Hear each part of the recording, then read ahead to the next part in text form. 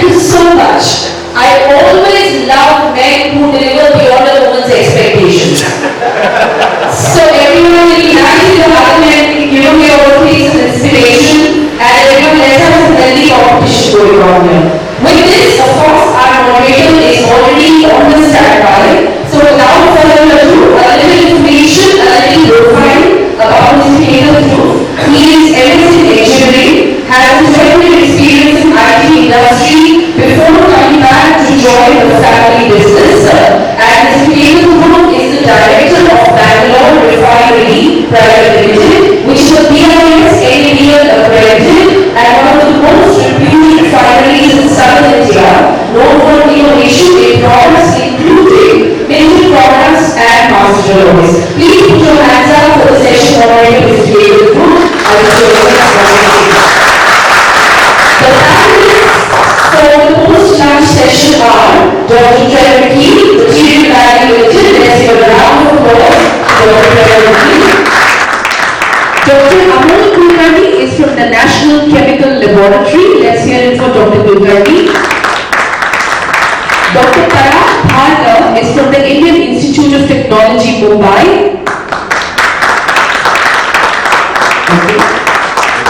So he joined us as and when he walks back in. Dr. Subho Dasgupta is from the Indian Institute of Science, Bangalore. And the global CEO of Heraeus, Mr. Andre Christl. Let's hear it from him, please. So gentlemen, this session is in the hands of Mr. Ketan Dhruv, and have a good session everyone, stay awake. If you do, I promise you right at the end of this session, we have something very, very invigorating for you. Good afternoon, ladies and gentlemen, and welcome to this session. And like our compare said, it's one of the tough tasks to have people awake after such a good meal which has been served here. So I just jokingly asked Trevor, who is the first speaker, to start with some jokes. So let's see, we'll just wait for a little time before we get into it as such. So, I mean, I've been used to stalling because whenever I do it in Bangalore, sometimes the chief guest is quite delayed in the traffic. So I've seen people are walking in, so maybe if I'm stalling something, it's for a reason, So, as we know, this session is about the technology update in silver and industrial applications. And I'd like to first of all congratulate Eventel and all the people who have supported this program. Because this is one of the first time we are seeing where we have academia and industry going to talk about what are the innovations, which is I think probably, I've not seen it in India, I have seen it abroad where few of us have that experience, and it's good Eventel has taken this initiative and it's going, and we hope it's done regularly as such. And it's a great honor for me that Mr. Srivastava has allowed me to moderate the session when we are stalwarts by Kishore Bhai, Salish Bhai, Gautam Bhai, I'm assuming should be walking in. So it's a great honor to be able to do this in their presence as well. I really consider them as our leaders and thought leaders within India as such. And just to give a brief, Dr. Trevor Keel will be talking about silver in the pharma and the green tech. Mr. Andre Christl will be talking about the new product which is many antibacterial and antifungal properties which has been displayed as well here. Dr. Amol Kulkarni from National Chemical Laboratory will be talking about silver nanotechnologies and nanowires. Dr. Parag Bhargava from Indian Institute of Bombay will be talking about silver paste and its application in solar and printed circuits. And Dr. Subho Dasgupta from Indian Institute of Science will be talking about silver conducting inks and printed electronics. So, okay. I'm sure this session will be quite interesting and we'll hear a lot about what's happening in the labs in all these institutes and what are the new possibilities we can have. And I'm a firm believer that what is happening in the labs today is what is going to decide the future. About 28 years ago, when I was doing my master's degree, I had a chance to meet a lot of people, a lot of researchers in the labs and interact with them.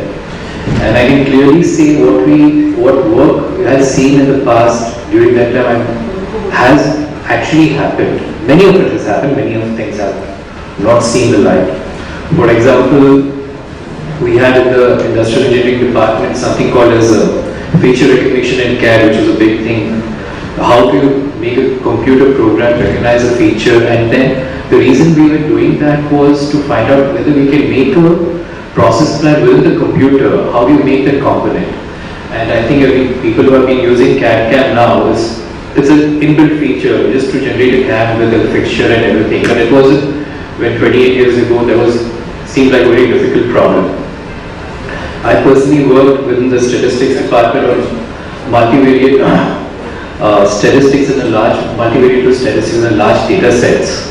So we used to it was probably impossible to find out a correlation on a very large data set. So there had to be some sampling, random sampling done, some strategies to find out whether there is some kind of relation to whether to go deeper. And now we find these applications in data mining, business intelligence, and also artificial intelligence. So, and I did have one of my lecturers took me to a conference like this, where we had about powder metallurgy, laser sintering, and now we see that you have parts, 3D printed metal parts, which are used in aerospace, satellites, medical devices. So, like I said, what is happening in the labs is going to decide the future. And there's definitely the innovations which are happening in the business and also the labs is where this collaboration is what will take the industry together. And this collaboration is quite strong abroad. I do agree to that. And not so strong within India as such. And such programs will definitely help us bring this collaboration happen. And let's see, I'm sure there will be certain initial hiccups, but we will find a way out. So Mr. Srivats has given me an agenda. I'll just slightly divert, it's a surprise to all the speakers is here, that we will definitely discuss what was there in the agenda. And I would like to add a special session based on the interaction which we had with the academic representative here. How can we collaborate with academia as an industry in the Indian context? So without much ado, I will call upon our first speaker, Dr. Trevor Keel. And just a brief background, he has a degree in chemistry and PhD in nanotechnology. He began his career in GlaxoSmithKline and has 20 years experience in developing and commercializing and analyzing new technologies across various sectors. He is an independent consultant and has worked on various organizations. He has played a lot of role in focusing on new materials in a broad range of application, and his passion is the sustainability issue along with what is the aim of the Silver Institute as well. And is a technical director at the Silver Institute and supports the executive director in all aspects of the Silver Institute's work in the sustainability program. So please give it a big hand for Dr. Trevor Keel.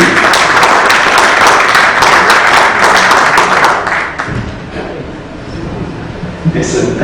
Ketan, thank you very much for that introduction. And I'd also like to thank the organisers for the opportunity to speak here today. And more broadly, all of you, it's been a fantastic experience visiting Jaipur. I think my colleague Mike would agree probably that we've been warmly welcomed. We've had some very interesting conversations and some excellent food. And as you can see, I think a lot of people are still enjoying the food, which is my one attempt at a joke. Actually, my one attempt at a joke was stolen, and you stole my graveyard shift joke. That's all I've got. Yeah. I have a feeling you're going to be making them on a diet. Well, let's hope so. So yes, thank you for the invitation. And yeah, as Ketan said, my name's Trevor Keel. I actually work as the technical director with Moderator at the Silver Institute. And what I thought today is we've got a very strong panel of experts here who are actively working in the silver space, developing new technologies. I don't do that. But what I do is try and keep an eye on the market for the Silver Institute. And so what I thought I'd do is just give a brief introduction to the market and some of the areas of technology that I've been interested in over the last few years. And then we'll have the real experts kind of take over and talk about their technologies. Okay, I usually start with a snapshot, and the reason I do this is it really, to me, illustrates the importance of silver as an industrial metal. I don't know, you can see that, you can see it okay there, it's difficult to see here. But this to me always reminds me how important silver is as an industrial metal. So in 2022, almost half of all silver in supply and demand went into industrial applications. It's critically important industrial metal. And you'll all be aware of some of the key areas of use, the electronics industry, the photovoltaics industry. And last year, that really is what drove a very strong year for silver. And it's this idea of the green economy and applications within the green economy really driving demand for metals. So the two examples, as I mentioned, you will be well aware of: solar cells. Last year, I think 140 million ounces of gold went into the PV sector. We're lucky to have Andre from Heraeus here, I'm sure may touch on that. An incredibly important application for silver, and one that's grown hugely over the last few years. Critically important. And the second example, of course, is in the electronics industry. We give the example of the EV market. This has been hugely important over the last few years as well, supported for silver demand. We don't, it's difficult to say exactly how much silver is in any particular car. I think as a broad sort of rule of thumb, usually it's believed there's at least double the amount of silver in an EV compared to an ICE vehicle. So again, an incredibly important part of silver demand and something that will be supported going forward. So as I mentioned, what I want to do is maybe just touch on some of the new areas of potential demand, some of the new areas of research that I've seen over recent years that I found interesting. And the first is around new catalysts. Now, I think most of you will be aware that silver, like many other metals, is an excellent catalyst material. The EO market is pretty significant. It's hundreds of millions of ounces of silver sat in EO facilities around the world, primarily in America and in China, but I know there is a localised Indian market as well for EO production. Catalysts are incredibly important tools, and they're sustainable materials that are very important to our day-to-day lives. And I think sometimes it's easy to forget that because they're not in your face, it's not obvious. Everything you touch has come into contact with the catalyst at some point. And they're important because they speed up chemical reactions, they lower the amount of energy a chemical reaction might require. And so the well-designed catalyst is a piece of science that is incredibly important in the modern day. And the second part of that is, of course, a lot of those catalysts are recyclable. Okay, so you can take those catalysts, you can remove them from, so the EO plants, for example.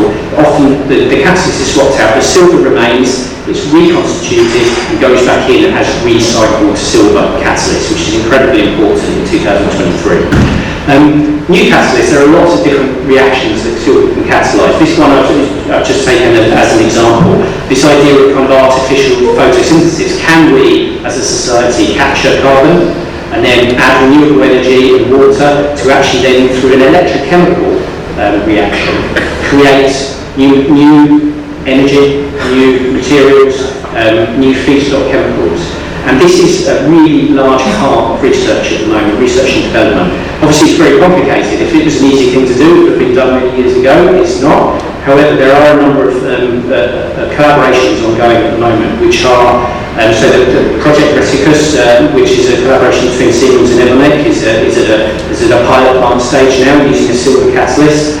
There's a company called CERT Systems in Canada who are developing new electrocatalysts based on silver. And then there is a collaboration in the States between 3M and Oxide Materials doing similar. So it's a really important area of science and technology, and silver is likely to play a pretty important role in that in the future. So I was asked also to speak a little bit about the pharmaceutical industry. My background is originally as a pharmaceutical chemist. It's always been something that remains very interesting to me as I've progressed through my career. Now, I think none of this will come as a great surprise to you. We all know that silver has very good antibacterial and antimicrobial properties. I think, again, Andre's going to speak a little bit about this later. There are a number of products on the market now that incorporate silver within wound care and wound healing. And similarly, there's a lot of work around, sort of at the academic level at the moment, but a lot of work around trying to improve antibiotics utilising silver, which is very interesting. So that work is ongoing. Obviously it's a complicated market, there's a lot of work to do, but it's a really interesting market. It won't be huge quantities of silver, this will be relatively small, but there's small quantities of silver having a very significant impact in society, which is an important part of this story. And again, related to that is around coatings, so I think many of you will recognise a lot of glass coatings contain silver. Again, it's an antimicrobial. I picked on one company that I know quite well, a group of guys from New Zealand who developed a new silver-based antimicrobial material, which they chemically attach into plastics and resins. They then take that on and create things like paints and materials that are useful for the medical industry. So Inhibit, have a look at those guys, they do interesting work, they're a good bunch of guys, and I'm sure they'll always be very interested to connect with folks like yourselves who are interested in these markets. Again, a subject close to my heart is diagnostics. We've all got a lot more use of diagnostics in recent years thanks to COVID. One example of silver's use in diagnostics, again, frankly not particularly well known in the wider market, is this idea of trying to diagnose TB. TB is a horrible disease, very difficult to diagnose. It involves a really unpleasant test as it stands. So the guys in Fujifilm in Japan developed a simple sandwich assay based on gold, which is very commonly used in simple diagnostic tools, and they've used silver to actually amplify that result. So when you see the colour line change on your COVID test, that is a gold particle generally. But what these guys have done is utilise silver to improve how that test picks up the TB within the subject. So this has the potential to transform the diagnostics industry and the diagnostics of TB. It's a very important step forward. And the final example I wanted to touch on, we're in India, and I think a lot of you may know Professor Pradeep. I've known him for many, many years. He's a great guy. He's done a lot of great work in the nanotechnology sector. I also do some work for the gold industry, and Pradeep has done work using gold nanoparticles. But I think some of his crowning work is displayed here on this image. He spent many years working in the nanotechnology field, and he has always said that he wanted to help people with his innovations. He didn't want it just to be an innovation in a laboratory that goes nowhere. And so what he did was he took some of his innovations related to silver purification, water purification using silver, and has actually commercialised that with his team. So there's two different types of nanotechnology. He has one that is designed to remove pesticides from groundwater, and the second which is designed to remove arsenic. And he's now developed and put onto the market thousands of these purification units in sites around India. He has many trials ongoing around other parts of India and in Nepal. And he states that he's reached tens of millions of people in this country to improve their access to clean drinking water. That is a fantastic example of innovation in India being commercialised in India and hopefully further afield. And Professor Pradeep, I know some of you guys know him quite well. He's a legend of the nanotechnology field, and he really the work he's done in the past and continues to do to this day is really groundbreaking. So I wanted to kind of end on that example as we were in India of Professor Pradeep's work, and of course we're going to hear lots more examples of the work that he's done in India as well, and it's ongoing at the moment. My final slide is around sustainability and circularity, and this is now always on the tip of people's tongues when they're talking about developing new innovation. How are we going to do it smartly? How are we going to do it to design for recycling, to design for reprocessing? How are we going to utilise the precious materials that go into these technologies and potentially reuse them so they can be put into a circular system? It's important, and again I'm sure this may be something that Andre touches on later, but it's an incredibly important part of new technology development. And silver is a really important part of that story as well, because it's the perfect material for many of these types of applications.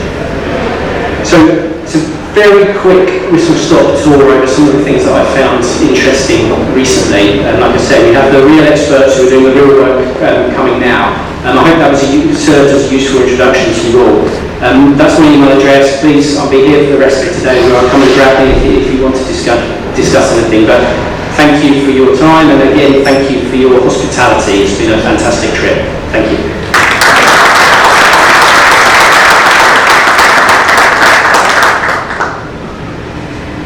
Thank you, Dr. Trevor. And my apologies if I didn't get your name correct. I hope it's okay. Okay.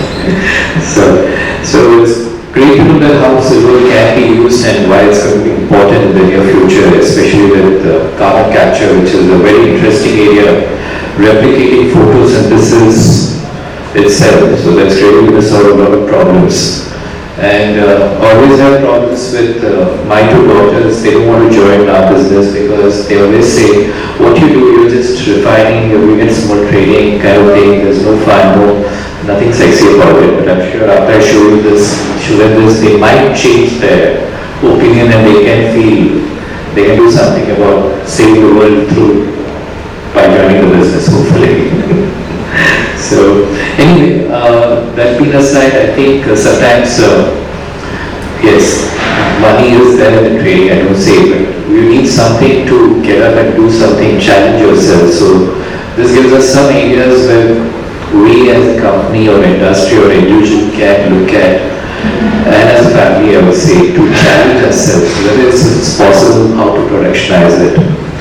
And I did have some discussion with a few of the panelists prior to this, and I think the universities just give us an idea or a discovery.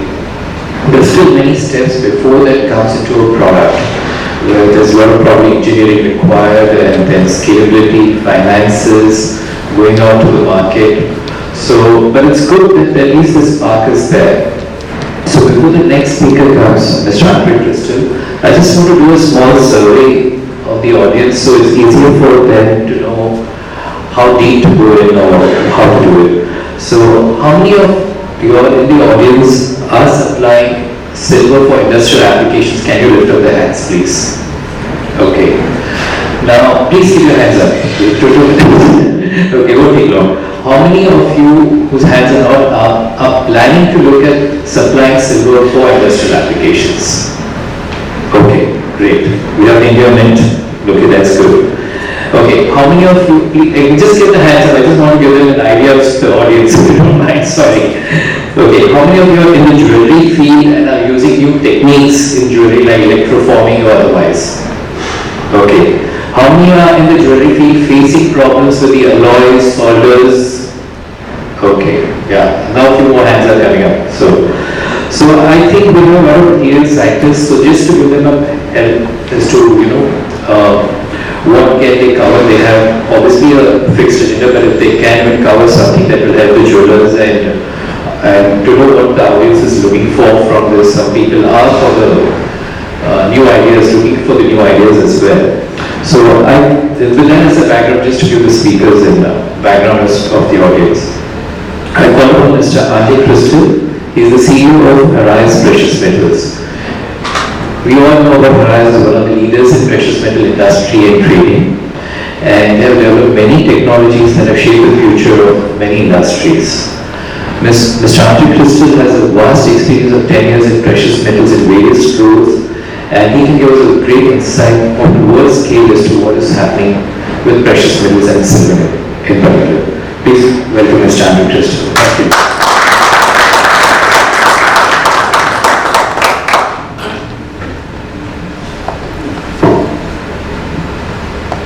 Well, thank you, Mr. Dhruv, for the kind words of introduction.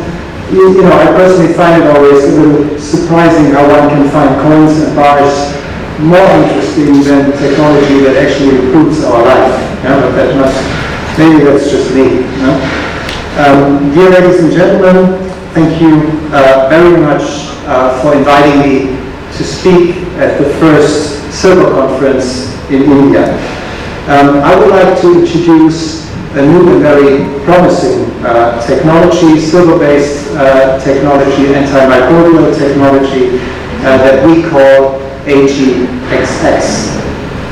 Before I will do just this, I would like or if you allow me to briefly introduce Heraeus Precious Metals. Working. Heraeus Precious Metals is globally leading in the precious metals sector. We employ some 3,000 people in our 12 manufacturing sites, recycling or production sites, and our 4 trading centers around the world. Our business is well established in North America, in Europe, where we have our headquarters in Germany, in South Africa, in China, and of course here in India as well.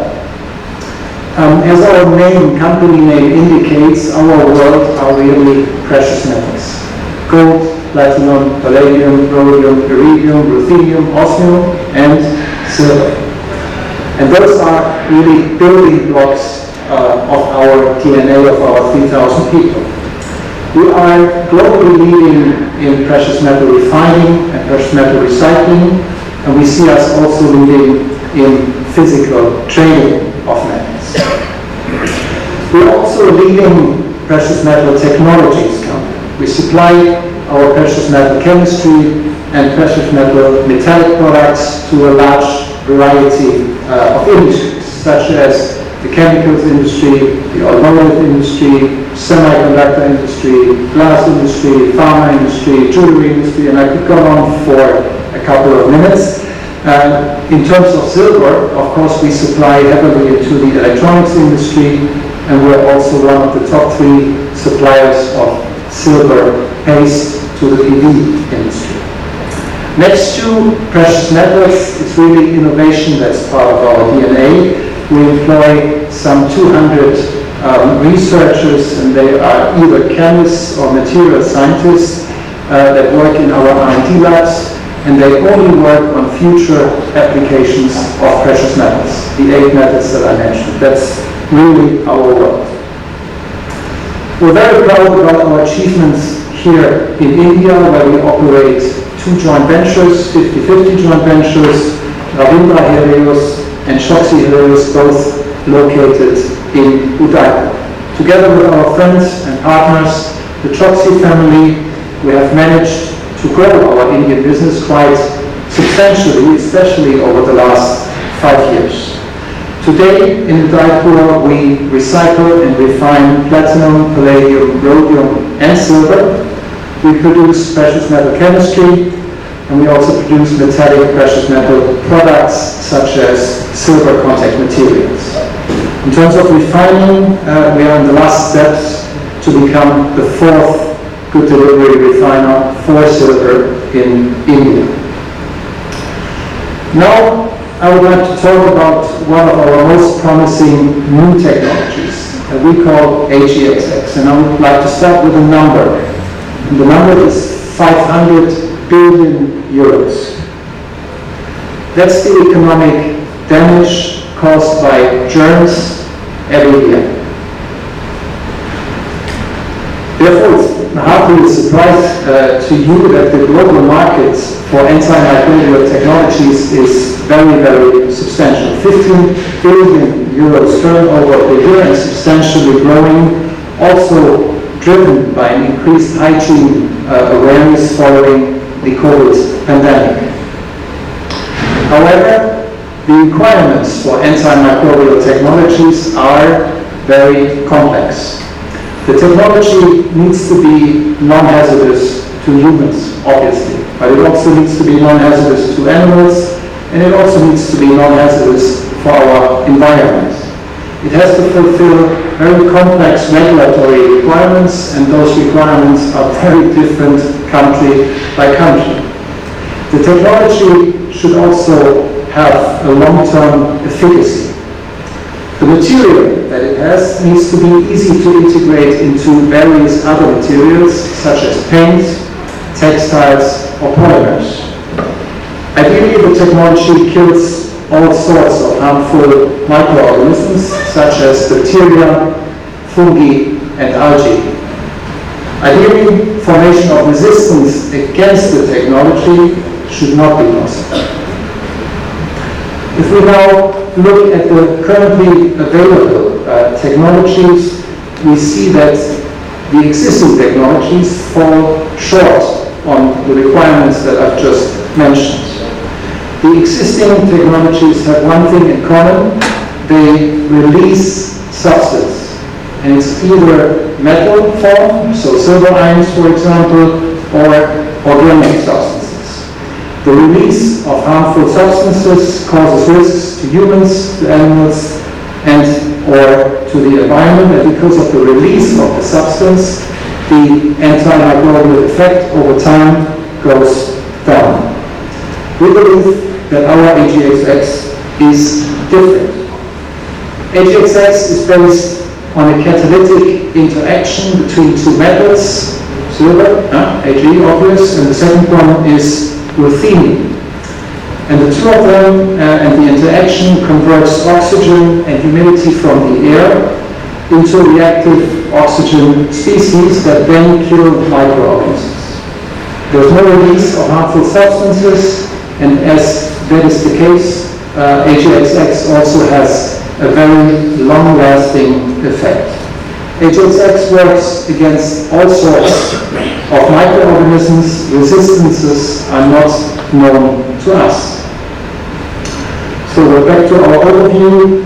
We believe that AGXX fulfills all the difficult requirements to become a very substantial and we could also economically successful new antimicrobial technology. It ticks, in principle, all the boxes.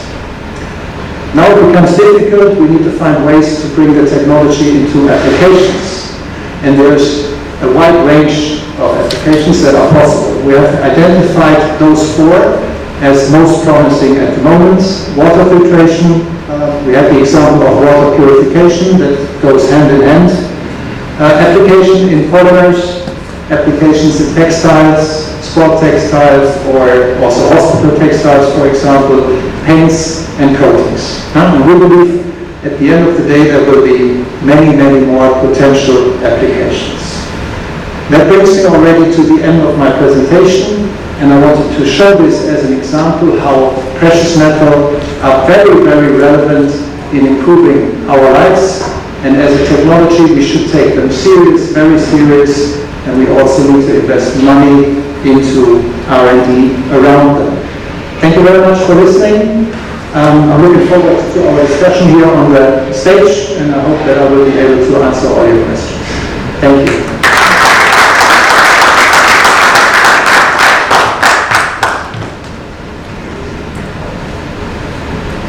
Thank you, Mr. Oh wow, these two tall. Okay, thank you, Mr. Andre. And I call upon our next speaker, Dr. Amol Kulkarni. Now all the speakers have very big resumes. I'll keep it short in case I miss out this because of the time. Dr. Amol Kulkarni has a PhD from Chemical Technology, Mumbai. He has a postdoctorate from Max Planck Institute. He is a Humboldt Fellow at Massachusetts Institute of Technology. He is recipient of many awards. Some of the prominent ones are Sipla Honey Process Development Award, Shanti Swarup Bhatnagar Award, Vasik Award for Excellence in Industrial Research, and Young Scientist Award from Indian National Academy of Sciences, CSIR Young Scientist.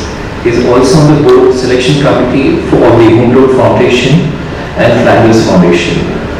He is also a member of the board of directors of Ather Industries. I think that's the one that makes electric scooters. No? Okay. Fine. He has more than 115 papers in peer-reviewed journals. He has supervised 10 PhD students, filed over 38 patents, 20 of which have been granted. And when I was researching about him, he has done a lot of work on flow reactors. And as you can see, we have a lot of people from the old school. We probably have batch reactors, so if you can enlighten us a little bit of flow reactors, that would be great. Which he has licensed to many Indian industries.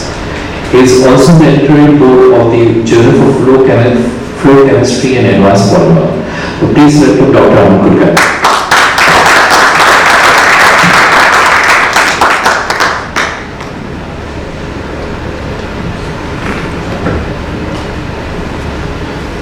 First of all, I thank the organizers for inviting me for this conference and giving me an opportunity to speak in front of you. I'm going to present something that you have been pursuing for almost more than 5 years. It took a little longer to realize why nobody got into this area where a lot of people are already working on nanomaterials.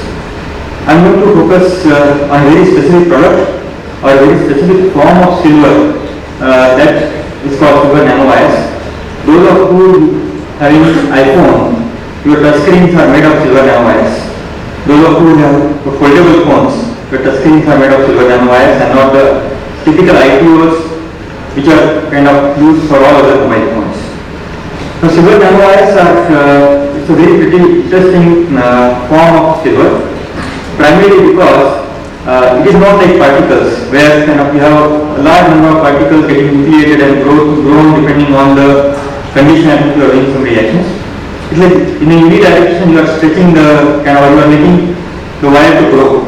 So this is not like you are kind of taking bulk silver and drawing the wire out of that. No, it is like you have to do a chemical synthesis. You start with a chemical reaction and let the particles basically be formed in the beginning as nuclei and then you grow these into wires. So I come from CSIR's National Chemical Laboratory. We do a lot of industrial research and primarily what we look at, how do we go for scale up of these materials? Because there are people in the country who make these materials in very small quantities, 2 milligrams to at the most 2 grams. But when you come to some industrial application, you need to have something that can be kind of scaled up to 200 grams to 2 kilograms, at least at the lab scale. I will show you one such case study here. Okay. So when you look at silver at nano scale, it shows different morphologies. And these morphologies all I have kind of shown here. They are like nanorods, nanotriangles, nanoparticles, nanoprisms, and so on. Now someone might wonder kind of what is the relevance of all these sizes and shapes, because what we are talking about are the materials which are like few tens to few hundreds of nanometer size. 1 nanometer is 1 meter into 10 raised to minus 9. So you can't see it with your naked eyes. You need electron microscopes for that. Now why do we need these materials? Already a lot of applications are known. I will come to some of those in a couple of slides. The good part is that when you make a variety of shapes like nanotubes, nanorods, nanoprisms and so on, depending on the shape of the particles and the aspect ratios and the sizes, the color of the solution changes significantly. And so you can see here, the same silver nanomaterials can show you a variety of colors depending on kind of the reflection pattern in the suspension when they are suspended. Most importantly, they don't settle down so easily because they are in nanoform, so the surface energy is high. Now what is important here is that they, as it was mentioned in the previous speaker's talk, when these materials come in contact or they act as an additive kind of effect when it comes to enhancing the signal.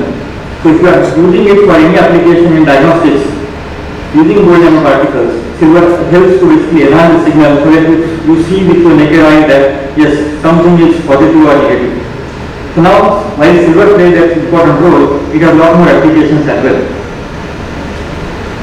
One of the primary applications goes in electrical conductivity using these nanomaterials on a surface. Now, one might wonder, how do we make these materials? Because this is not like as I said before, you can't use bulk silver to make these materials.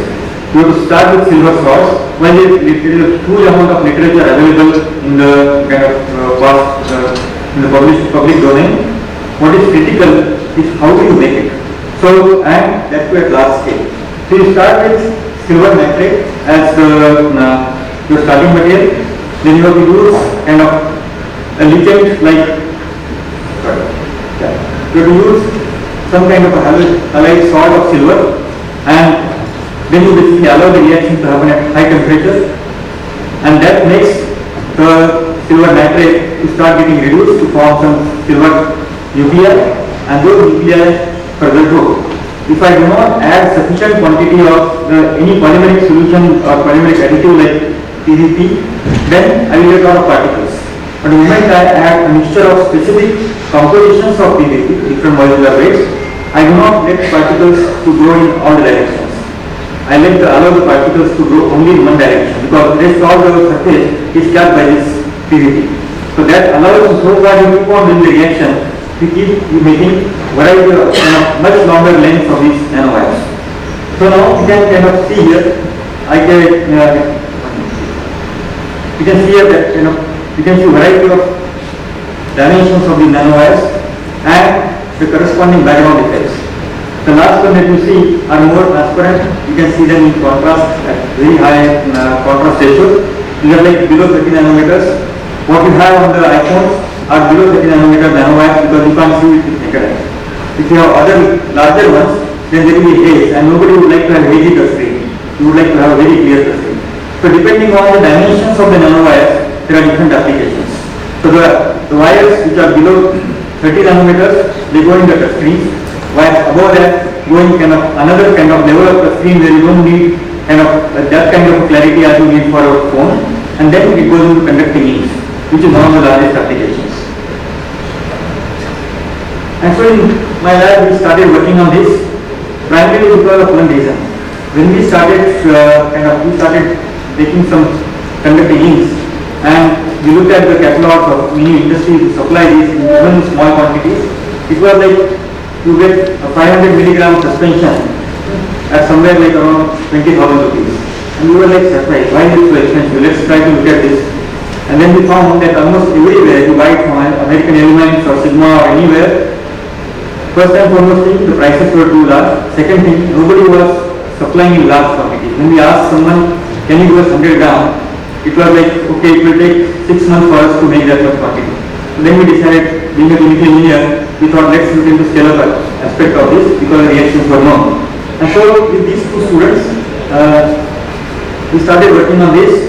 Eventually started with the lab scale, then took it to the bench scale and to pilot scale. This is our pilot plan, what you see here. And you won't see this kind of images anywhere in the literature. It's such a dark kind of, so many wires on a single grid. Most importantly, even now, the market price, so when we started working on this, the prices were really high. And the minimum was close to $200 per gram to as much as $450 per gram. We started working on prices anyway, typically keep decreasing, but not to that extent after we announced that we have developed a process which is 12 times cheaper than the market rate. At that point of time, the prices started coming down significantly. And thanks to the Silver Institute, because they also brought out a report, note on our work, after which we started receiving kind of emails asking us, why did you announce that the prices are so low? Because people were not willing to, it's like monopoly, few companies did not want to reduce the prices. So we kind of, we were able to make in our labs like a few 100 grams every day and started testing it for variety of applications also. Yeah, so the applications include primarily all related to conductivity. Can I kind of basically print it on by screen printing, or can I basically do a print it on paper and see if the paper becomes conducting, or can I kind of just do a coating on a normal slide and just make a kind of a transparent circuit so that I see that the LED is lit even if there is no change in the transparency of the slide.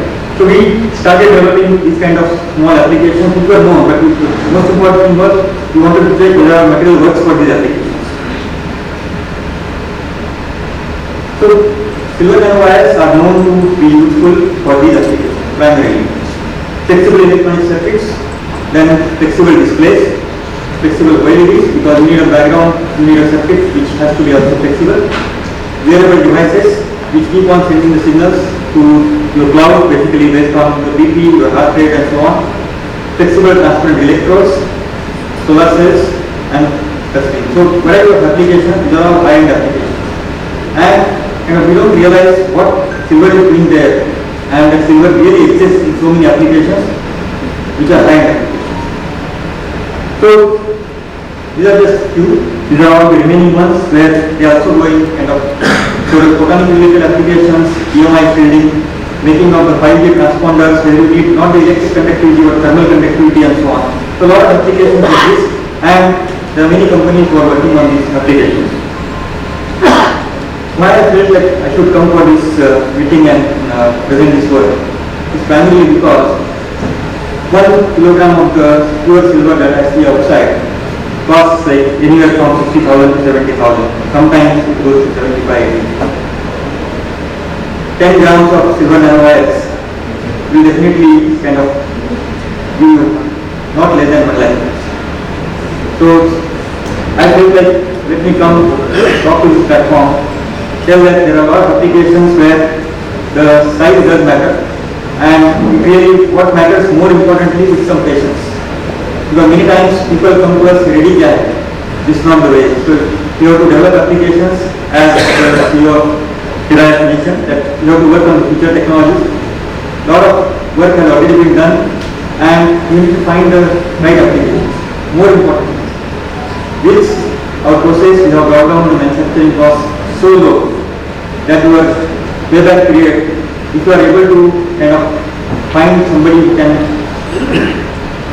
take 500 grams or 100 grams of silver nanowires per day, your payback period is not more than 1 week. So that's the kind of it's the game changing thing. Same goes for silver nanoparticles also of specific sizes and shapes. Although a lot of people make variety of particles, what matters is the shape. The lowest end goes in the antimicrobial applications, higher end goes in the photonics and so on. So kind of somebody needs to kind of look into this and start taking steps in that direction. Primarily because the next generation of all of you has already seen the malls, they have seen the best places in the world. They don't want to work on the plants the way we have right now. They want to have kind of something which is high end. They also want to contribute to the high end technology. So, and more importantly, silver has a huge market. The growth rate is huge. And with the automobile sector going very fast in India and the need of silver in the electric mobility, this silver nanoparticles are going to be very important. These are the companies which make variety of inks at this point of time and they supply globally. There are a lot of companies in India who import those in good quantities. And this is what we could make in our labs, and we could kind of, we even got interest from various companies asking us, can you use the radio technology more from outside India? We wanted to use the chance to make it. Thank you very much.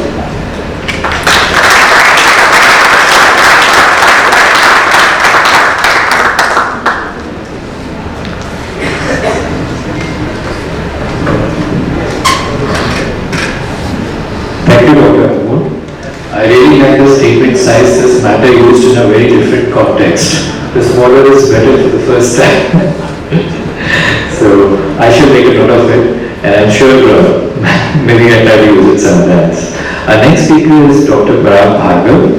He is from the Metallurgical Engineering and Material Science from department from IIT Bombay. He is chair for the Technology and Sustainable Development at the department. He has PhD in Material Science from University of Alabama, postdoctorate from Rutgers University, and has guided more than 25 PhD students. 2 of them I see are sitting here with us.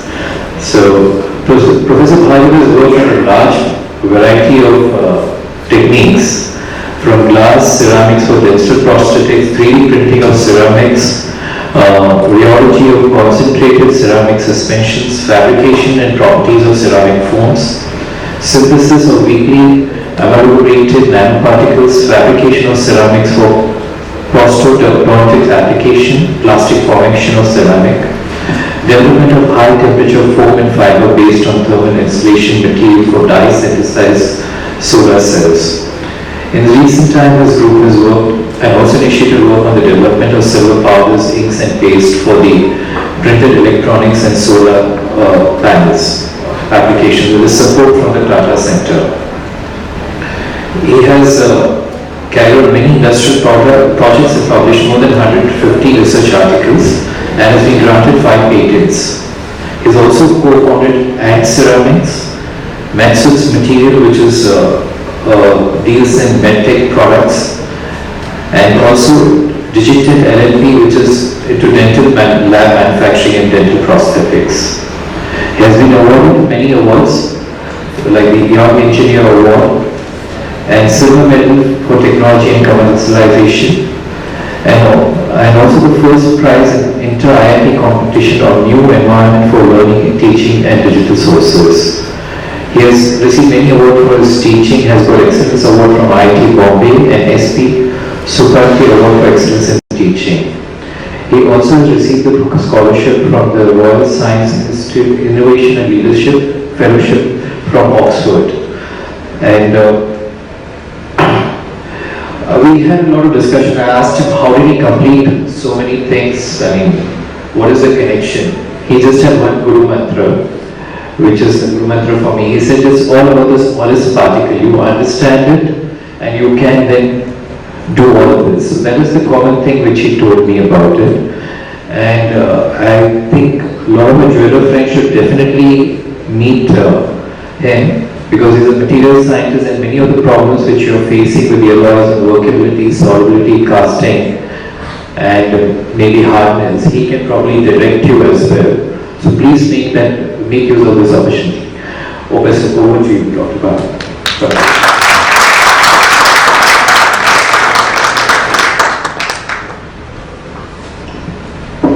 Thank you, Ketan. And thank you, Mr. Srivatsavaji and all your entire team. You know, it's such a nice event. I'm really glad that, you know, I got this opportunity. So thank you for the same. As Ketan already pointed out, I have two of my, one postdoctoral fellow here, Dr. Shweta, and one doctoral student, Shivani. Both of whom are also involved in silver, and as Ketan said, we've done multiple things, but I think now I'm converted into a silver person, and that I fit into the event, I guess. So with that, we'll get started, and there are a few overlaps. I'll just go over those faster. Okay, I think all three of us have certain overlaps in what we present. So pardon me if we overemphasize that. All right. So as said, the common keyword in all of this, as you already said, is particulates. We look at particulates. Anything particulate gets us excited, okay? This is our campus. If you have not been there, please do come. We are situated in Powai. It's a beautiful campus with 2 lakes on either sides. The middle picture is our department, the main building and all that. So fortunately, I have a nice campus, which allows us to sort of think and work on stuff. The other thing which is important to know, I think, in the context, because it's already mentioned, one of the areas is, solar cells, photovoltaics, and IIT Bombay is I think the first institute which got funded by MNRE to start a center on photovoltaics. It's called NCPRE, as you can see on the slide, and we have a pilot plant facility. We can make our own solar cells there, and we have a lot of faculty members who are working on all kinds of solar photovoltaic technology, solar cells, including the newer ones, So for example, if you have heard of Parag solar cells, heterojunctions, if you have heard of perovskite, silicon tandem, everything, and of course the current ones, okay? So, and if you can, notice there, I just listed a few other labs which are relevant to, this audience. So besides our lab, which is particulate materials, we have a plastic electronics lab, then we have a nanowires lab, which is more towards the antibacterial and biological kind of applications. We have a common facility for all characterization and other labs which are relevant for this kind of work. So I just will go through quickly things that we have done related to silver. The first thing that I was showing you here is, there was a time when we started actually with a silver bar. We would go out and buy a silver bar. Now we've shifted to silver nitrate, but silver nitrate is our starting raw material. And all these morphologies that you see, like pointed out by Dr. Kulkarni also, that you can go through a chemical process and you can make all these different morphologies. Depends on what application you are looking for. The picture on the left bottom is of the powders which we use for our solar paste, silver paste for solar applications, and then there are multiple applications. Of course, I want to point out key things here. The most important parts, as again pointed out, is control of the morphology and size, right? So every application will demand a different morphology and size, and which is what is the main theme. Making silver powders, believe me, silver powders, nano powders is not difficult. Definitely there may be, there are efforts needed for scaling it up, and then there are things which you have to look into, controlling size, shape, morphology, size distribution and all of that. That's where, some efforts are needed. But all of these we are able to make in our lab depending on what application we are pursuing. This is what we do with some of these silver inks and pastes that we make in our lab. You can see examples on the left corner here. So the left corner, top left corner is something which would be suitable for flexible electronics. The picture in the center that you see is a printed heater which has silver and carbon paste both. Very recently done, and you can heat it up. I think use of 5 volts you can go up to 100 degrees C. So it's more low temperature, of course. It's a plastic substrate, and a few other things that we've been doing. But what I quickly wanted to point out, which I hope you can appreciate. When you make these pastes, if you see this picture, which is in that, you can see the silver paste, that picture sort of tells you that you need for screen printing pastes which are without any kind of shear, they are not willing to flow, right? And when you pass it through a screen, when you force it through a screen to print it, just like you print t-shirts, it must become flowable. So you have to design the flow behavior of these pastes such that they are kind of elastic, so to say, before you shear them, and after you shear them they start to flow, and once you make them flow they again become elastic. So that's the magic part, so to say, the rheology which I have shown in the graph here, and what that shows is it shows a measurement in cycling. So initially if you see the dots which are representing the elastic part of it dominate over the viscous part, the flow part, then the next segment that you are seeing there is the shearing as I try to print it. So once I do that, the flow part dominates, right, and then it gets printed, and then when I remove the shear, again it goes to elastic state, so it should not spread, right, otherwise you will lose the resolution. So designing the rheology, the flow behavior of these pastes is the most critical thing for any application that you are looking at, right. So that is what I wanted to point out. This is another thing which we did, as again mentioned in Professor Kulkarni's slide. So we have been also making inks. You can see here that these inks, once put on paper, they kind of bond very well. And you can see there's a pen there, in which we have filled our silver conductive ink. So you can actually write with that ink, and these are, of course, they stay on the paper, bond very well, and they are conductive. If any of you like to see it, our students are carrying these samples. You can come and talk to them, and they are also carrying a multimeter just to show you that they are conductive. Okay, so if you like to see, please come over. So these are the conductive inks which we have been making, and then what we did also in talking to one of the conference participants, we had this discussion that some of these inks actually clog the nozzle.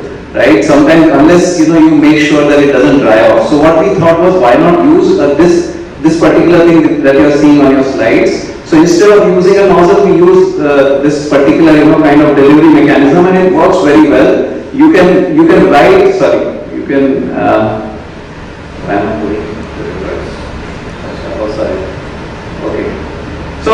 So with this, actually this is far more reliable. If you want to make patterns, and you can use similar kind of pastes for even like repair of conductive tracks and conductive adhesives in general, right? And if you see, we just did a small calculation for actually just educational purposes. If children want to make circuit on paper, right? And there are a lot of products out there in the market, but the cost that you get is about 1 rupee per meter for making this line out of this particular paste. So it's really, it makes sense to do it, right? And this is just a picture I borrowed from the internet for the parts, at least pictures from the electrical contact industry. So we had one project going on where we basically demonstrated, our contribution was to demonstrate through processing and the material very uniform microstructure. That is very important. So the performance of this material depends on how well you can distribute silver uniformly, right? So you can see those microstructures that are there, particularly the one in the center, and that's what we did. So of course, as was referred to, there are many industrial applications of silver. Another thing which we have been doing recently, and this is still ongoing, is making composites out of silver with hydroxyapatite, which is synthetic bone powder, if you want to think of it that way, or glasses for medical applications. So the next slide shows you, these pictures where essentially what we've done is made these samples and examine the antibacterial characteristics. Like, at IIT, of course, we have lab where we can do that. So the picture at the bottom two rows, if you notice there, is showing you electron microscopy of bacteria which were, sort of killed with the presence of silver nanoparticles. And the picture on the right is very interesting, very special. Again, we are carrying that sample. So we've incorporated silver in glass, and you can spray coat steel substrates, for example, and bond very well. It makes the steel then substrate almost like inert to chemicals, and it will also give you antibacterial action. So you can spray very large areas. For example, if you need tanks, chemical reactions, or some storage tanks where you don't want growth, microbial growth, these kind of coatings can be done very easily on large areas. So that kind of thing we've also developed. This is of course our major work which we've been doing for quite some time, and Shivani, our doctoral student, is here. And all of you have already heard that silver paste plays a really key role in solar photovoltaics. And you can see the cross section there, the silver lines, and typically these are about 30 to 40 micron, as screen printed. And the two technologies which are currently based using these kind of silver paste, which I'll show you in the next slide, is the aluminum back surface field and the PERC, which is the newer one. But here are the ingredients of the silver paste. We of course use silver powder, which is the largest ingredient, but I don't know how many of you know, but the key enabler of this whole product is a glass powder, which we make ourselves in our lab. We've designed those glasses, those compositions, and it's very small amount, but that helps to basically break through or etch out the insulating layer which is on the solar cell. That's the key enabler, and the organics are there for the rheology, for the flow behavior of it, right? Now the other thing I wanted to point your attention to is, if you notice the lines at the bottom, what is going to happen is this silver paste is going to reduce in consumption because this technology is going away gradually, and what is coming up is more like heterojunction solar cells, and also perovskite silicon tandem is being projected. And both these devices will need a low temperature paste, because the other one which I mentioned needs firing at 780 degree, 800 degree for about a minute. But these will be low temperature paste, so we need to change a bit of the paste formulation, which is what we are also working on in the lab, right? The low temperature paste. And we have other colleagues who are working on these devices, so we should be able to test it with them. This is just picture showing paste making. It's all high shear mixing. That's very, very important. The fineness of gauge is also extremely important to check before you can say that this paste has it's suitable for the printing. These are just pictures showing you the screen printer, and there is a bent furnace that you can see. I don't think I put in a video, but I don't think I'll be able to play it. But this shows you the temperature profile going up to 780, 800 degrees. And it's unimaginable sometimes that just 1 minute of firing, it's a bent furnace, you place the device with screen printed silver paste, and it goes through the entire furnace in just 1 minute, and it makes that electrical contact. So that's where the glass, as I said, comes into picture. This is our own, the solar cells made out of our own silver paste in IIT Bombay, and that's showing you the ID characteristics. And you can notice, there are other parameters, but you can notice that this gives us about 15% efficiency without having optimized the firing profile. So that's the last part that the student is working on now. And this is just to show you that we are also simultaneously not only just doing lab scale work, we are also doing everything to scale up, to be able to possibly transfer it, or maybe some student entrepreneur, comes into picture and takes these things over. These are some questions. I don't know whether I should go through these questions were asked to us, and maybe just this slide I will talk about, and then I can skip what we covered. Or we can. Okay, fine. So I'm done. Yeah, that's all.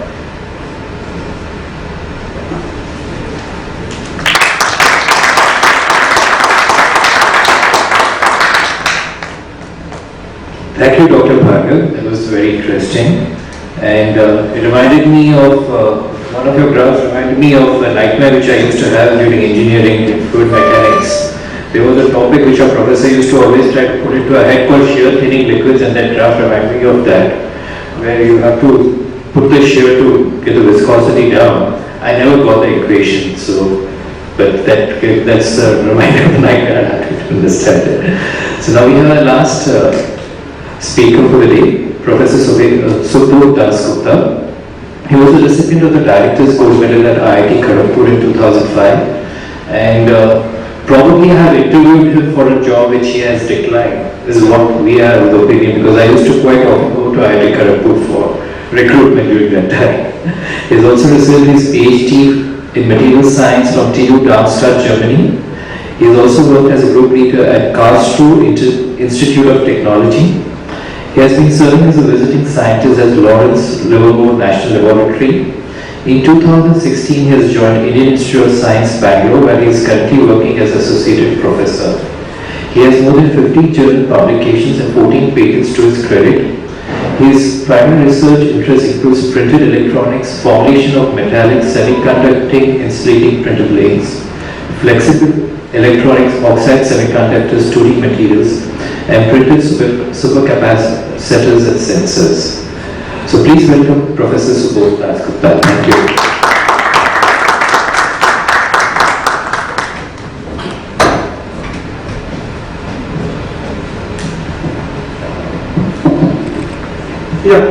Thanks Mr. Chairman for the kind introduction, and also I want to thank Srivatsa, he is here now, and the others who thought to invite me here, and also for creating this nice weather in Jaipur. I was concerned that how hot it would be, but it's just just about perfect. So I think the stage is well set by the last two speakers, Dr. Kulkarni and Professor Bhargava. I was also his student once upon a time. So what I will talk about is a specific case where we made some very low temperature durable silver nano ink, which is inkjet printable, and this is again very importantly, it's a low temperature ink, so we can put it on a large variety of substrate and address certain application which is not possible otherwise. We can put it on PET, paper, glass and textile and so on. So just to start with, what is printed electronics? As Mr. Chairman mentioned that my main activity is in printed electronics. So it's a large umbrella, and we are talking about electronics which can be printed. And this includes logic, memory electronics, displays and lighting, and energy storage, energy conversion devices, a lot of them. Okay. Now I start with a market survey report by IDTechX. So this is a Texas-based company who does market survey for printed electronics for last 15 years. So what they said in 2017, or what they showed 2017, is that these are the some areas where this is the market volume. So what you can see, only the right side is interesting, where OLED display is about more than tens of billion, and the other two, conductive ink and sensors, they are just coming up. Conductive ink is about 1.6 billion. So this was in 2017. When we went to 2018, this conductive ink market became 1.9 billion. So a little bit more.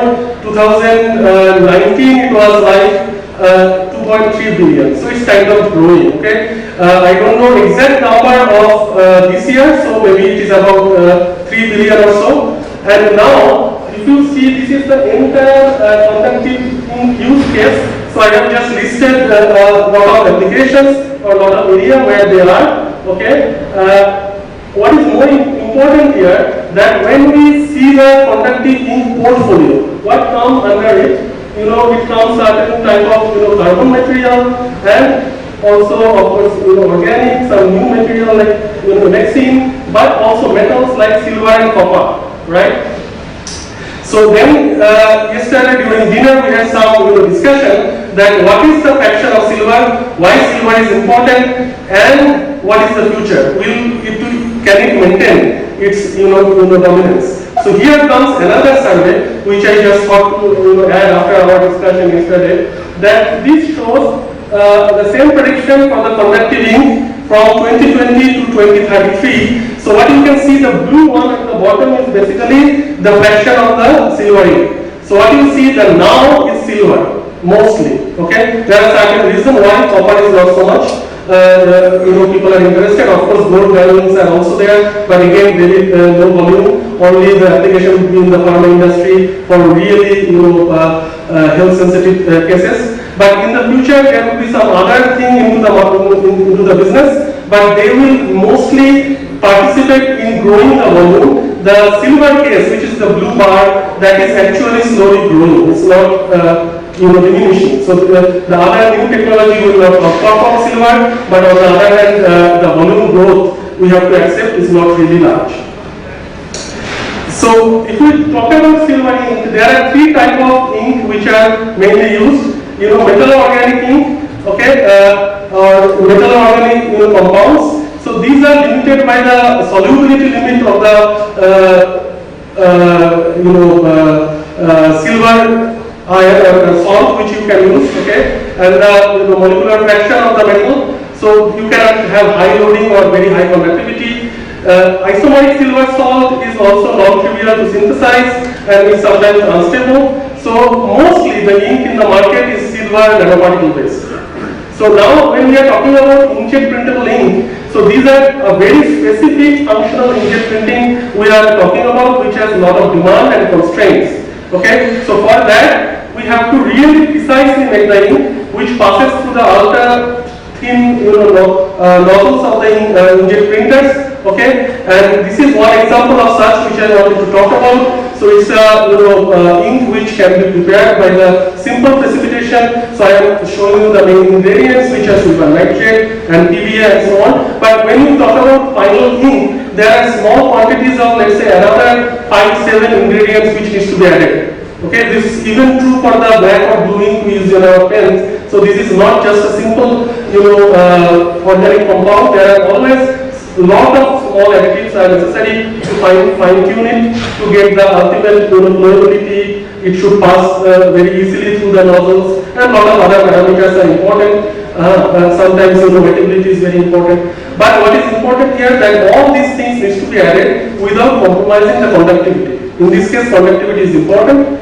And what we have achieved, what is the main thing here, that we could achieve all this for an ink which can be cured at a very low temperature. So this is the key message I want to pass on. So this is one of the lowest curing temperature ink available in the market. We can make it metallic conducting at 80 degrees centigrade.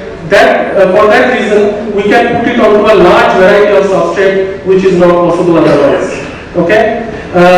Very quickly, so what is this ink? This ink is basically, the only magic is that this is a mixed phase nanoparticle ink. It has a certain precisely tuned, it's very important the word precisely tuned, because more or less doesn't work. Precisely tuned fraction of silver and silver oxide, for which, so this left panel here, this is the case when we have just synthesized the particles within the ink. And this is after the right side. These are called X-ray diffractogram, X-ray image.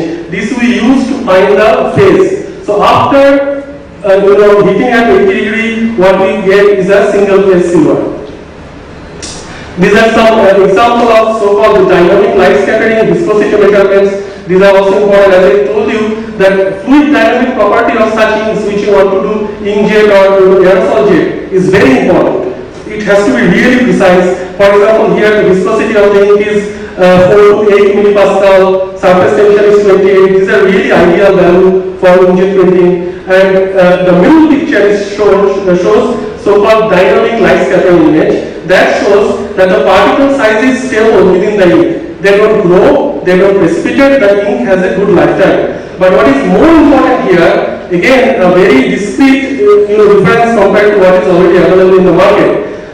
We do not even need to sell the inks because our particles are are made in a way that the ink can be easily prepared at the end user place. Okay, we can just sell the particles. There has to be within a black bottle because they are photosensitive. But at the end user can make the ink. So this just shows the wettability on, I think this is a PT substrate where we can show that the very small contact angle, that means the wettability of the ink is very good. These are some example of the additives we have. One is terpenoid, the solvent is NMP and so on. So this is the ink on the left hand. These are called scanning electron micrographs or micrograph image. So this is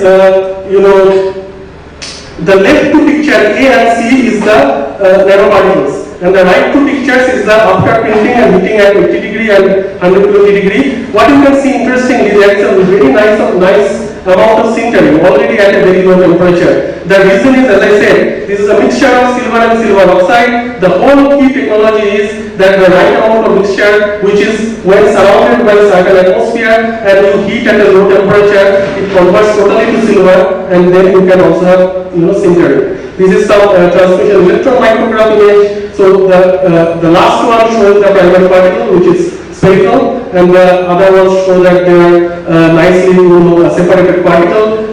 So that's why we can sell even in the particle form, and making the ink is very easy. So why it is happening so? The main challenge is making that kind of ink is that you need to have a lot of stabilizer also inside the nanoparticle ink to have a heavy loading and the ink is stable. So then the challenge is how to separate this stabilizer, because if this stabilizer remain after printing, then you don't get the conducting phase. So here the main advantage we took is this volume change of silver oxide to silver. So this is something called PBR, which is the filling bedworth ratio, which says about the volume change when you go from one phase to other, which is like about 58% volume change. So the whole technology is, it's a mixed phase when silver oxide, which should not actually convert to silver at 80 degrees, but for some reason we can make it happen, and then it actually converts. Then we have a large volume change, and that allows us to get rid of all the stabilizer molecules around, and then we get particle-particle contact and very nice metallic conductivity. So this is one of the comparison table. Again, in the same line what Dr. Kulkarni has mentioned, these are very small amount quoted here, and I have taken from sigma average. But if you can even compare, and you can see the differences like 2 orders of magnitude. But even if you compare, the largest quantity available by one of the supplier based in UK is called Dicotech, right? Dicotech is also a very nice story. They started in 2015 only, but within, even though there was COVID and everything, within 6-7 years, they are now controlling about 10% of the conducting ink market. This ink-based company. So they just started from a garage in 2015. Within now, they are controlling 10% of the market. They have large portfolio. Even if you buy the largest volume possible, largest amount in kilograms from them, it is 1 order of magnitude when you take the cost of silver and cost of the ink. And I would like to thank you for your attention.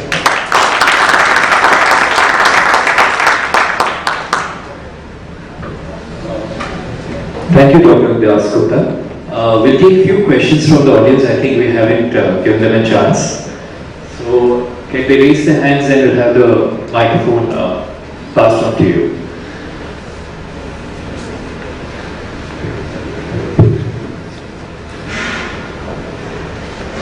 Any questions from the audience?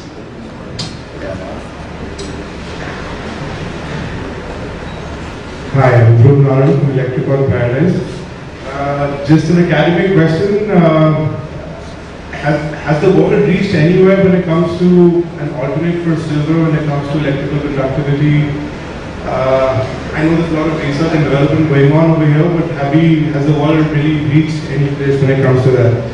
Secondly, just another question, I think it was mentioned that 10 grams of 80 nanowire will cost approximately $1 lakh. I was just curious, is this the reduced cost that you were talking about, that this is that the IIT has managed to make it 1/10 the cost, or is this the cost that it's selling in the States? And also was just curious to know how much exactly goes into one phone, say an iPhone or a foldable phone. So what is the actual grammage that goes in per phone? Thank you.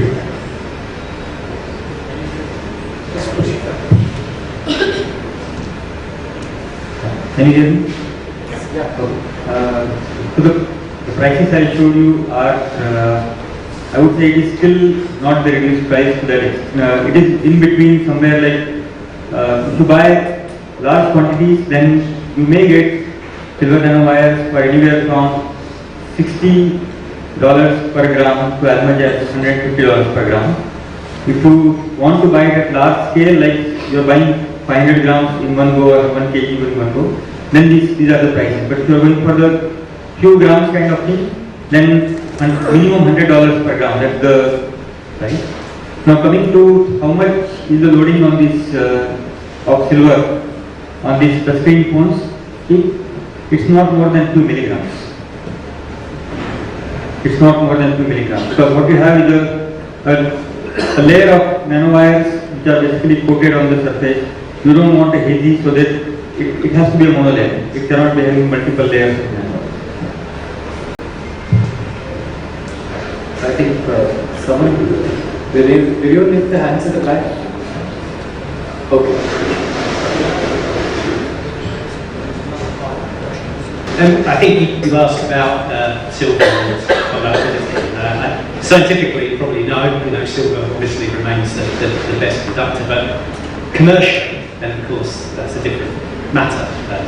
I don't know, maybe Andre would have a comment to make about this as well. Copper is almost as good as a conductor. It has some disadvantages, but it is always a consideration. When people are developing new technologies or looking maybe to thrift silver from current technology. So I think scientifically the answer is no, but commercially I think that is always probably on the mind of manufacturers. And there are certain parts of the market where there have of course been encroachment into the silver market from copper and other materials. So I think that probably sums it up. I don't know Andre, if you want to. I want to just very quickly. I have a question as well, Professor Kulkarni. Very interesting presentation about the silver nanowires. My understanding always was that the pattern landscape for silver nanowires is quite complicated. There are a number of companies and a number of academic institutions that have developed over the years different nanowires and different aspect ratios, etc., etc. Are you involved in patenting your technology, and how have you gone about dealing with the complexities of the silver nanowire market? Sorry, I just really got interested to hear. That's a very important question, because with this kind of technology, you will find a very narrow gap somewhere. Because if you do a wide space analysis of the patent space, you will find that there are very small spaces where probably somebody can look into. But that's all about the synthesis. Because synthesis of nanowires is known, a lot of literature is there, a lot of people have filed variety of patents using variety of reducing agents, the polymer compositions with PVP and PAMN and so on. And everywhere it always starts with the silver nitrate. That is, and the temperatures are also known. What is more important, how you do it. So, we have very rare incidences where we see a detailed engineering has been given, where you can really find something which is scalable. So, what all is given in the patent landscape, how you can make it. But nobody talks about how you can make it at very large scale. And that is where the product lies. It's about the process, not about the product. Yes. Any other questions from the audience? Yes. Excuse me, can you have the mic?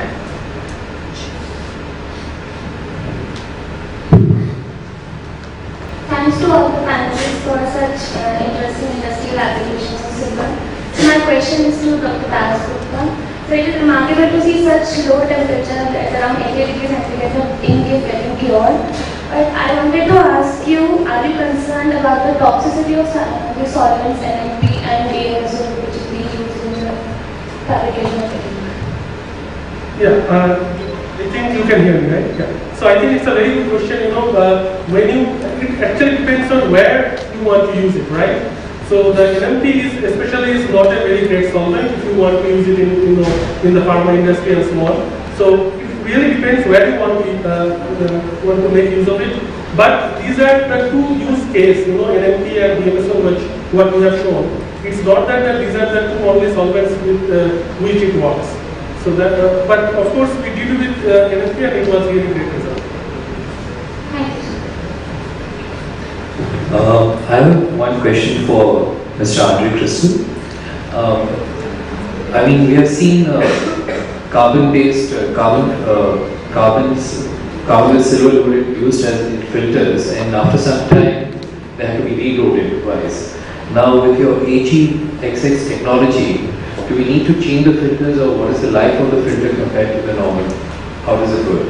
But it depends a little on what you use the filter for. That is exactly, therefore it's a good question. Exactly one thing that we're aiming, that the filter can reduce less. The filter needs to be replaced less. So the lifetime gets longer because it's coated with our technology, and then you don't need to replace the filter all the time.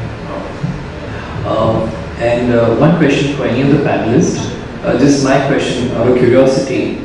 I mean, when we use some pesticides to kill the germs or otherwise, the pesticide is consumed while the germ is being killed. In the case of silver, how does it happen? I mean, what is the physics or the chemistry? Why do they die? And is it the silver is destroyed, or what is happening there? Does anyone can answer that? Just curiosity. Yeah, Professor Parag. No, you are much better suited. I just say, not a chemist, but it's not the silver that destroys the microorganism, it's the oxygen. Yeah? Professor, you might be a better place to. See, as far as I know, silver does, like I think pointed out, but silver does also facilitate the breakage of the cell membrane. Right? So is it like a silver ions. So you have to have some leaching rate. Right? Silver must leach. So in terms of what you were asking, is it getting consumed? Of course it is getting consumed, but that leaching rate would be of the order that, depending on the material loading, it's going to last for a reasonably long time, if that's what the application is at. Thank you. Yeah, so our Mr. Chairman, Ketan started the session saying one thing that what we need to do in India to work better between industry and academia. I thought maybe before we forget, I also try to address that. I think what is really necessary now that we come out of our, what is the main problem here, that we are really doing well where we are. If we don't want to take any risk, then we are in our comfort zone. For me, it's not important that I start to sell my sunlight, but I think we have to take this step that from both sides, coming out of our comfort zone a little bit, and need to take the step which is necessary in order to work together, and then this can be with the CSIR lab or academic institute like IIT or ISC. So this is really necessary in India, that we come out of our comfort zone, don't do what we are doing every day and we are happy with. We should take the step and should try to do something what is not really very much comfortable for us. Thanks. So, we'll just take a survey. How many of you all have collaborated with academia for research and development? Okay, 1, 2. Great. So there's a lot of scope here. Okay, Heraeus itself is like academy, so and the requirements. Oh, you have a question, please. Can you have one? Yeah, this is DNR Naidu, Chief General Manager of India Government Mint, Hyderabad. I have a question for any one of these professors and doctors. This regarding, we have currently we are facing counterfeit notes, currency notes. Do you have any application in terms of ink or any other nanotechnology to make it to avoid these counterfeit notes? This is my question. Okay. Some discussions are going on with the mid press, and it is possible to develop such things. What is important is to develop a formulation which helps it happen, because eventually this has to be a printable thing which should last very long time after exchange of several thousand hands, and still continue to kind of show the same features as what the normal currency notes show. So I think it needs some good efforts, and we are on to that. So what do you would like to? In this case, what we first need to understand that who is doing this job, who is counterfeiting the notes, and how clever they can be. So we just need to outperform them, outsmart them. So that is what the main business is. So now the thing is that it is easy to probably stop the higher bills, like 2,000 or 500. It's not easier to stop the lower bills because there is a cost involved. And I think some sort of quantum dot technology can be one solution, because we can mix them and do something with create a certain color and so on. So these things are actually possible. There will be some cost involved, and the main challenge is that we need to do something that the others, those guys who want to take the bills, they can't do. So there is the main thing. So that we need to really understand that what kind of technology will be possible. The level of, we cannot find out who is making it is very difficult. But at least we can make an effort what best we can do so that counterfeit can be easily identified common man. This is only my request. I think technology only can do that. Probably we can discuss during the tea time. I think you've given a good idea. They probably can write up a proposal for the Indian government with an idea and let's then be confidential. We don't want it to be made public. So, I just have a question for Professor Bhargava. You have done many startups and also we understand you wanted to license the technology. So, coming back to one of the second agenda, how do we work, how does academia and industry can work together? If you can give some insight, because most of us haven't worked with academia as such. So that will give us insight how we can collaborate with you all. Right. I mean, see, in general, if I could say, one of the things which sometimes you feel being in the campus and being in academics is that we do not necessarily understand or know about all the problems that the industry faces, right? And we always again are unsure of, let's say I have a choice of what research areas I should get into in terms of product development, I mean very applied research. Right. Which one should I prioritize? For example, we don't have, of course, for example, Subho showed some data from ID TechX, but always our first thought goes to what is the Indian market?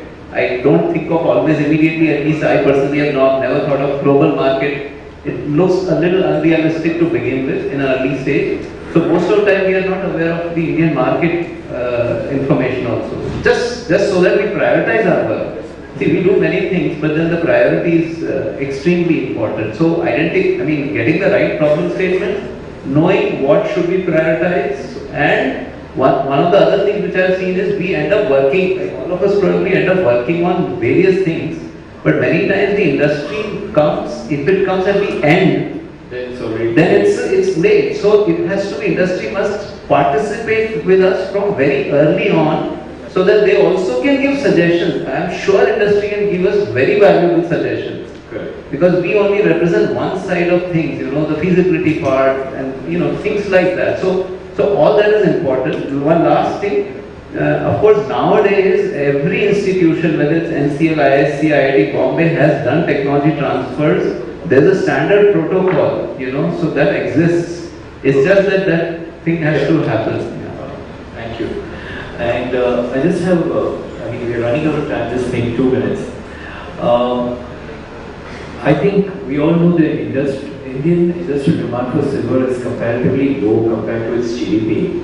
I would have Dr. Trevor or Andre, why do you think that is the problem here?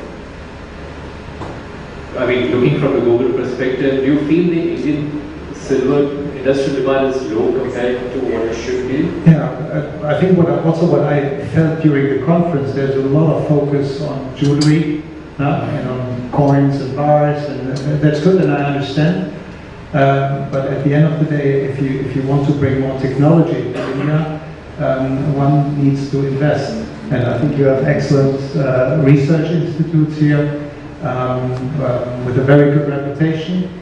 And probably it needs better cooperation between the institutes and the industry to create something. All right. Trevor, do you have any points to that? I really, just to reiterate that point, I think that's absolutely right. Some of the research coming out of India is the highest quality, and it's just trying to create the right conversations at the right time. That's really critical, and I think events like this can hopefully do that. And getting the right people in the room, having the conversations is critical. So I'm sure events like this will help us create this conversation and take this forward. And hopefully, with the next event is that we have more success stories to talk about this collaboration with academia and more more new products. I personally enjoyed this interaction. I hope everyone else has. I'm sure many of you have got your minds churning and some ideas what can be done differently as well. And I mean, nanotechnology sounds very interesting to me. And I thank you for being a great audience and all the panelists. Thank you. Thank you. Well, thank you so much, Mr. Ketan. Dhruv. This truly has been one of the most riveting sessions of the conference thus far. Such a privilege to have such, learned academicians, R&D professionals on the stage. It was so amazing to listen. Sir, you've been standing on the podium for the longest time, and I'm afraid I have to yet again ask you to stand up, because we have to give away the mementos to each one of our speakers, starting with Dr. Trevor Keel. Please, let's give a resounding round of applause to each one of our guests up here this evening. Dr. Amol Kulkarni.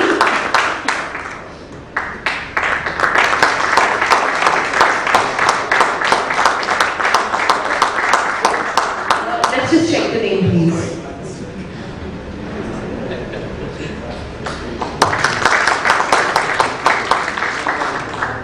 Next up, inviting Dr. Subho Dasgupta.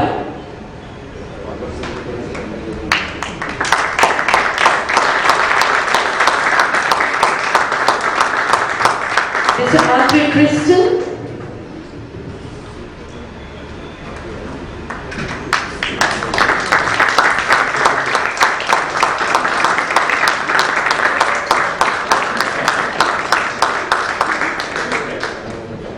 And I have deliberately kept Dr. Parag Bhargava's memento as the last one. Sir, your presentation was so interesting. I was listening at the back. Can we please have a very special round of applause for Dr. Parag Bhargava? Sir, I just wanted to tell you first and foremost, you've got your students here in front of you. You've got, I heard that you mentored almost 25 PhD aspirants. Sir, आपकी त्वचा से आपकी उम्र का पता नहीं चलता. And maybe apart from nanotechnologies, you've discovered something about nano-aging as well. So please share that technology with us. And just in case, I've been trying to keep everyone very, very interested here. But just in case I have not been able to excite you thus far, just give me as a collection of facts.